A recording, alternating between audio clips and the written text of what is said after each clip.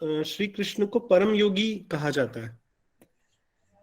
तो जैसे जब हम शिव को या विष्णु को देखते हैं तो उनका हमने दृष्टांत में भी और वैसे भी देखा है समाधि में लीन उन्हें। लेकिन हाँ, कृष्ण को हमेशा नृत्य करते हुए, रास रचाते हुए, लीलाएं करते हुए, युद्ध में, उनको जैसे जो हम देखते हैं कि योग में, तो उनको कभी आंखें बंद करके योग में बैठे हुए ना किसी दृष्टांत में सुना है, ना देखा है। तो क्या इसका अर्थ है परम योगी हम ये सब कर्म करते हुए भी हो सकते हैं? हाँ, कृष्ण ने तो सब सारे ही द्वार खोल के बताए तो भगवत गीता में। समस्या ये है कि मनुष्य जैसा स्वयं होता है वैसा ही सब चीजों को देखने लगता है। भगवान को भी वो अपने जैसा ही गढ़ देता है। हमने भगवान कैसे होंगे, तो हम जैसे प्रसन्न होते हैं वैसे ही भगवान प्रसन्न होंगे। भगवान, हम तारीफ से प्रसन्न होते हैं, भगवान भी तारीफ से प्रसन्न होंगे। अगर हम विशेष समय पे हमें उपहार नहीं मिलते, हम नाराज हो जाएंगे, मिलेंगे तो हम खुश हो जाएंगे। तो भगवान भी हमने ऐसे ही बनाए। फला फला दिन अगर भगवान के दर्शन करोगे तो भगवान खुश हो जाएंगे। जैसे मेरे जन्मदिन पे कोई आता है तो मैं प्रसन्न हो जाता हूँ, तो मैं कहता हूँ ये तो मेरा अपना है। और कोई मेरे उस अवसर पे नहीं आता तो हम उससे नाराज हो जाते हैं।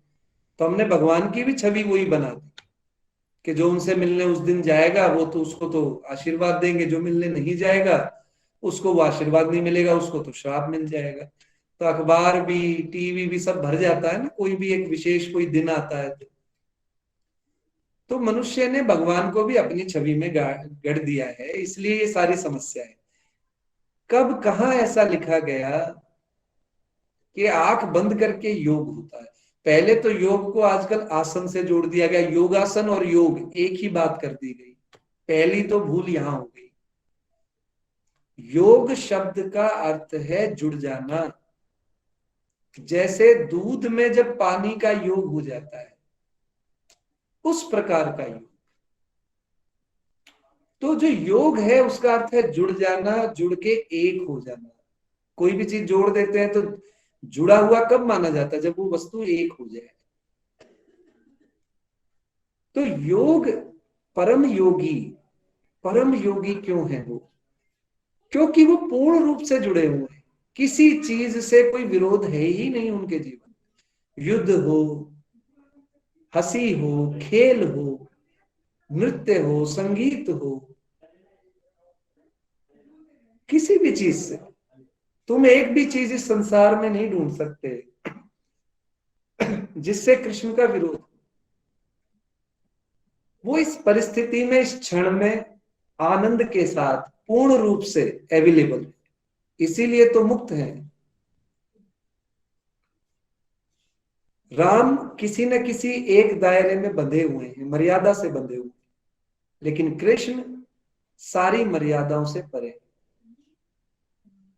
वो नृत्य भी कर सकते हैं, वो क्रोध भी कर सकते हैं, वो स्नेह भी कर सकते हैं। उनके जीवन में इतने सारे दृष्टांत हैं जिनसे हमें पता चलता है कि कृष्ण जो है, आप उन्हें किसी एक संस्कृति में, किसी एक विचारधारा में बांध ही नहीं सकते। वो इतने सजग हैं, इतने सजग हैं कि वो इस क्षण के सत्य को पूरी तरह से देख सकते हैं, इस क्षण में पूरी तरह से जुड़े हुए हैं। इसीलिए परम योगी। उसके लिए आंख बंद करने की जरूरत थोड़ी। आंख बंद करके ध्यानस्थ तो हुआ जाता है, पर पूरी तरह से जुड़ाव हो इस प्रकृति से भी, अपने आप से भी समान रूप से। एक ही क्षण में अगर हम दोनों से जुड़े हैं, अपने अंतर्मन से भी और इस प्रकृति से भी, दोनों से एक साथ, तो ही तो परम योग संभव है। पर क्या करें, जैसे मनुष्य का मन है कि जो उसके पास होता है उसकी तो उसे कीमत नहीं होती, जो नहीं होता है उसकी तरफ भागता है। तो जो मनुष्य आनंद तो लेना चाहते हैं, ये प्रकृति का आनंद भी चाहते हैं, नृत्य भी करना चाहते हैं, ये सारे कर्म करना चाहते हैं, परंतु इनका मन हमेशा उस तरफ ज्यादा आकर्षित रहता है जो ये चीजें नहीं करते। आप देखो हमारे यहाँ संतों की, गुरुओं की अगर कभी भी बात चलती है तो लोग ज्यादातर अपने गुरुओं, अपने संतों का जो व्याख्या करते हैं उनके ज्ञान की आपस में व्याख्या नहीं होती। कैसी व्याख्या होती? अरे वो तो सिर्फ फल खाते और कुछ खाते ही नहीं, परम त्यागी है, वो है उन्होंने सारा घर बार छोड़ रखा है, वो है वो एक पैर पे ही खड़े हैं, वो है वो एक हाथ ऊपर करके ही खड़े हैं। आप देखोगे वो तो सुबह 3 बजे ही उठ जाते हैं। आप पाओगे ज्यादातर उनकी उस दिनचर्या की आपस में लोग तुलना करते हैं जो एक आम व्यक्ति के जीवन में संभव नहीं, जो बड़ी मुश्किल होती है एक आम व्यक्ति को उस दिनचर्या पे चलाने में। लेकिन कृष्ण का जीवन देखो तो माखन चुरा रहे हैं, माखन के लिए डांस कर रहे हैं, नृत्य कर रहे हैं, फिर राक्षसों से भी युद्ध कर रहे हैं, फिर होली भी खेल रहे हैं। उसके बाद वैवाहिक जीवन में भी मित्र भी हैं उनके, गुरु भी हैं उनके। फिर जब सुभद्रा का जो विवाह का जो एक स्थिति पैदा होती है कि अर्जुन के साथ सुभद्रा का विवाह वो करा देते हैं, तो तुम अगर इस चीज को ध्यान से देखो तो तुम्हें पता चलेगा कि इसी को योग कहते हैं वर्तमान क्षण में अपनी अंतरात्मा और इस प्रकृति का परम संयोग अगर हो जाए, हम उस क्षण में पूरी तरह से उपस्थित हो, बिना किसी पुरानी छाप के, बिना किसी अहंकार की छाया के, बिना किसी अपनी वासना के और बिना किसी भय के, तो परम योग उपलब्ध हो जाता है। उसके लिए आंख नहीं बंद करनी। अगर आंख बंद करके ही सब होता तो परमात्मा को जन्म देना ही क्यों है, आंखें देनी ही क्यों है? इतनी विशाल काय सृष्टि, इतना वैरायटी, इतना खाने को, इतने पेड़ पौधे, सूर्य, इसकी जरूरत ही क्या है? फिर तो आंखें खुले ही ना। पैदा होते आंखें बंद होती तो हम भी सारे परम योगी होते। नहीं, शिव को जब हम देखते हैं, शिव का महत्व अलग है। शिव की जो शिव से हम संदेश देना चाहते हैं वो अलग है। कृष्ण परम योग में है, मुक्त फ्रॉम ऑल फॉर ऑल, वो हर चीज से मुक्त है, इसीलिए हर चीज के लिए अवेलेबल है। उनके जीवन में कोई भी चीज छूटेगी नहीं, इसी को परम योग कहते हैं। आप भी, मैं हमेशा कहता हूं, अगर ध्यान में कोई डूबता है तो वो बहुत ज्यादा त्यागी नहीं होता। ध्यान के शिखर पे जो भी कोई पहुंचता है वो बहुत कुछ त्याग ये नहीं करता है जो हमें दिखाई पड़ता है। उसको जब तत्व मिल जाता है तो उस तत्व का वो भोग करता है और उसी के योग में रहता है। अपने अंदर जो आनंद की धारा बह रही है उसके योग में रहता है, उससे जुड़ा रहता है। आप किस चीज से जुड़े हैं? एक बार आज अपने आप से ये प्रश्न पूछें कि योग, आपका योग किस चीज से है? किस चीज से आपका जुड़ाव है? परम जुड़ाव आपका किस चीज से है? अपने आप से एक बार ये प्रश्न करना। क्या हम अपने प्रसन्नता से पूरी तरह से जुड़े हुए हैं? श्वास से जुड़े हुए हैं? मन से जुड़े हुए हैं? रिश्तों से जुड़े, किससे? तो आप पाएंगे किसी चीज से हम पूर्ण रूप से जुड़ाव अनुभव नहीं करते, हम बटे हुए हैं।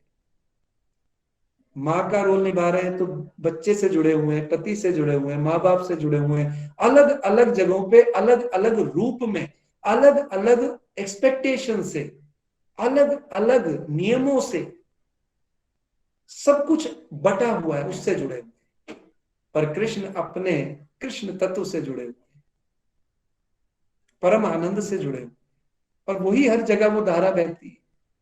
वरना इतने बड़े विशालकाय युद्ध में कैसे कोई व्यक्ति ज्ञान देने की सोच भी सकता है? अगर तुम्हारा युद्ध छिड़ा हुआ हो और कोई तुम्हें आके समझाने लगे तो तुम भी कह दोगे भाई यहाँ पे इतना बड़ा युद्ध चल रहा है, तुझे सहायता करनी है तो कर, ज्ञान क्यों दे रहा है? ये कृष्ण के लिए ही संभव है, क्योंकि परम योग में उनके लिए युद्ध भी एकांत है और एकांत भी युद्ध है। एकांत में स्वयं से युद्ध होता है, और अगर कोई युद्ध में अपने एकांत में चला जाए तो वहां भी परम शांति का अनुभव कर सकता है, जैसे अर्जुन ने किया। अर्जुन को भी यही संदेश देते हैं, कर्मयोग का संदेश देते हैं। और ध्यान कोई सिर्फ आंख बंद करके नहीं होता। मैं हमेशा कहता हूं आंख बंद करने का और ध्यान का आपसी संबंध 100% नहीं, 100% नहीं है। मतलब ध्यान करने के लिए हमेशा आंखें बंद करनी पड़े ऐसा जरूरी नहीं है। अन्यथा क्या होगा, या तो फिर आप 24 घंटे आंखें बंद करके बैठे रहो, फिर आपको जो भी प्राप्त होगा उसका क्या करोगे। ध्यान पूरे समय किया जा सकता है। अगर कोई व्यक्ति अपने कर्म में 100% इन्वॉल्व हो, 100%, वो स्थिति भी ध्यान की स्थिति ही होती। जैसे संगीत सुनते सुनते हम पूर्ण रूप से सारे विचार खो जाए, संगीत के कोई अर्थ ना निकले, उसी क्षण में पूरी तरह से संगीत हमारे अंतरात्मा में बहने लगे, वो भी ध्यान ही है, वो भी ध्यान ही है। हर कुछ ध्यान हो सकता है, सब कुछ योग हो सकता है। तो कृष्ण को परम योगी इसीलिए कहा जाता है। यही है कृष्ण का परम योग। जुड़े, अपने अंतरात्मा से जुड़े, अपने प्राण से जुड़े। एक बार आपका अपने प्राण से आपकी चेतना का जुड़ाव हो गया जो बाहर की तरफ बह रहा है, तो आप भी परम योगी हो सकते हैं।